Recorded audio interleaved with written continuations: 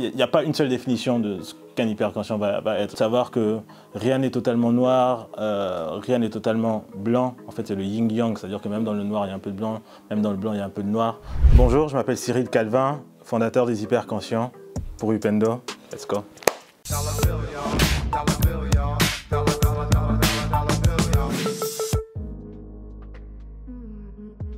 Du coup, Cyril Calvin, Bundukulata, j'ai 30 ans, je suis gabonais. Je suis responsable du développement de Politico en France et par ailleurs fondateur de la plateforme Les Hyperconscients.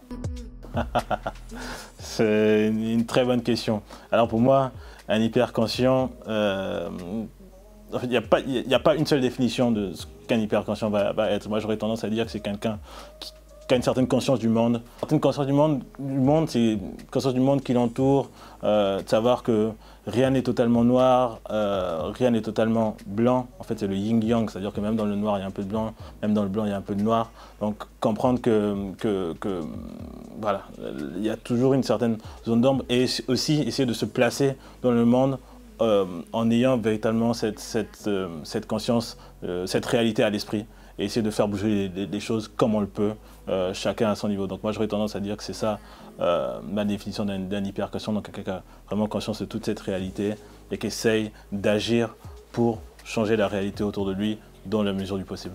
C'est vraiment dans le cadre d'un mémoire de recherche que je faisais au moment où je terminais mes études, que les hyperconscients a vraiment vu forme de manière très concrète. Donc j'ai eu la chance de m'entretenir avec Carlos Lopez, donc pour ceux qui ne le connaissent pas, il était secrétaire général adjoint des Nations Unies et par la suite haut représentant de l'Union africaine. Donc je suis vraiment sorti de cet entretien à la fois challengé et inspiré. Et je me suis dit qu'il y avait peut-être quelque chose à creuser. Donc en soi, vraiment une bonne chose en emmène une autre. J'ai très vite été emmené à rencontrer d'autres acteurs politiques, économiques, culturels issus du continent. Et j'ai packagé tout ça et puis j'ai commencé à publier des interviews. Il y a eu une bonne traction assez rapidement et je n'ai pas regardé derrière depuis. Quel était ton métier de rêve quand tu étais enfant?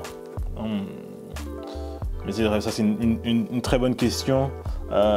Métier de rêve, je ne sais pas si j'en ai vraiment déjà eu. Après, vraiment de manière classique, hein. Je pense qu'on grandit, on se dit qu'on va être astronaute, ainsi de suite. Et puis au fur et à mesure, on commence les études. Déjà, durant la pré-bac, on se dit que bon, faut peut-être partir pour un métier peut-être un peu plus classique. Donc voilà, j'ai commencé les études de droit en me disant que je voulais être avocat. Et puis au fur et à mesure des choses, mon parcours de vie m'a plus ou moins affiné et amené à travailler plus dans le domaine des affaires publiques. Et je dirais qu'aujourd'hui, je suis dans une configuration où je fais mon travail de rêve.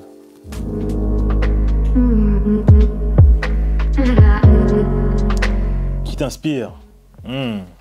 C'est une bonne question. Je dirais déjà l'ensemble des personnes que j'interviewe dans le cadre des hyperconscients. J'aime souvent dire que le prisme de base est quand même assez égoïste. Donc je pars d'abord sur les personnes que je trouve personnellement inspirantes en me disant que si je les trouve inspirantes, d'autres personnes les trouveront donc inspirants. Donc vous pouvez potentiellement aller regarder l'ensemble des interviews qu'on a été amené à faire. C'est des acteurs économiques, politiques, culturels issus du continent qui font bouger les lignes sur le continent. Donc ça c'est d'une part, mais de manière un peu plus pas originale, éventuellement je dirais mes parents. Donc mon père, ma mère qui ont depuis très tôt vraiment instauré une certaine vision du monde qui tourne autour, voilà, si tu veux, autour de principes assez simples. Hein. Si tu veux réussir, il suffit de travailler, il faut avoir de la foi et surtout croire en ses rêves. Donc c'est quelque chose que j'essaie de porter en moi au quotidien.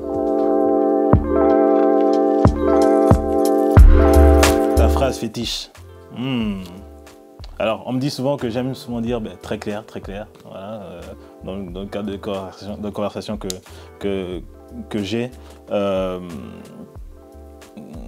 Ma phrase fétiche, j'ai tendance à dire, et c'est une citation de Boileau qui disait voilà, que ceux qui se conçoivent bien s'énoncent clairement et les mots pour le dire arrivent aisément. Donc c'est une phrase que mon père me répétait très souvent et que j'essaie souvent de me répéter pour me donner aussi un peu de force. Donc je dirais que ça fait partie d'une de mes phrases fétiches. Une autre phrase fétiche, c'est une question que je pose à la fin de chacune de mes interviews, donc HPC Talks, à savoir quelle est ta définition d'un hyperconscient. Donc c'est une question que je pose à chacune des personnes que j'interviewe et qui semble plus ou moins réveiller vraiment quelque chose en eux à chaque fois que je la pose. Donc voilà, je dirais que ce sont mes deux phrases fétiches.